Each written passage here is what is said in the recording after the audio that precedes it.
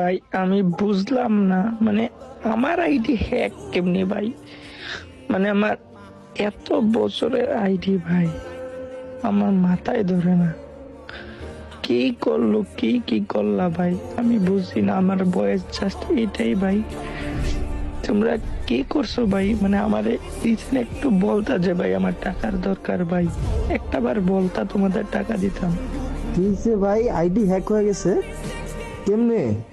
ভাই ID ID কিভাবে hack হয়েছে ভাই? আইডি তো ঠিকই ছিল ভাই, এখন আইডি কিভাবে হ্যাক হয়েছে ভাইয়া?